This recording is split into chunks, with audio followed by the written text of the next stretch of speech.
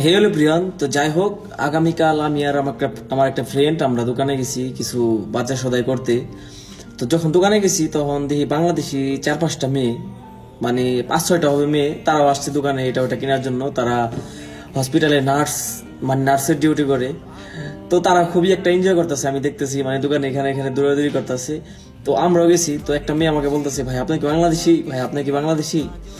আসলে আমি তাদের কথার কোনো রিপ্লাই দেই নাই, মানে রেসপন্সই করি নাই, কারণ আমি দেখি মানে আমাদের এখানে কি বলবো, মানে হসপিটাল আছে একটা, ওইখানে অনেক বাংলাদেশি মেয়ে ডিউটি করে। আমি আসলে রেসপন্স করে নাই কেন, মানে তাদের রিপ্লাই দেই নাই কেন, মানে যদি একটা ফ্রেন্ডলি সম্পর্ক হয়ে যায় এখানে এখানে ঘোরাঘুরি, আসলে এই দেশে এরকম একটা আমার ভালো লাগে না, আমি অলওয়েজ অফিসে থাকি। তো কালকে তাদের বাচ্চামোগুলো দেখে আমার অনেকটা ভালো লাগছে।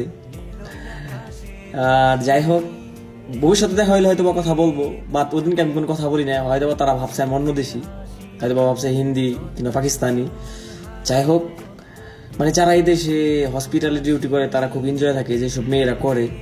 মানে হসপিটালের ডিউটি মেয়েদের জন্য আমি মনে করি ভালো একটা ডিউটি, তারা খুবই এনজয় আছে। মানে তাদের বয়সটা আর কত হইব, বেশি একটা না। বাংলাদেশে হয়তোবা যদি থাকতো, হয়তোবা তারা ক্লাস 9-10 কিংবা কলেজে পড়তো এরকম। মানে আজও একটা মানে সুন্দর, ভালো লাগছে আমার কাছে জিনিসটা। আর কি কমু, মানে যারা হসপিটালে আসে তারা যেসব মেয়েরা তারা খুব নিরাপদে থাকে, এই দেশে খুব ফ্রেন্ডলি চলাফেরা করে। আর এখানে সবকিছু করা যায়, মানে ঘোরাফেরা চলাফেরা ওইটা নর্মাল, মানে বাংলাদেশের মতোই।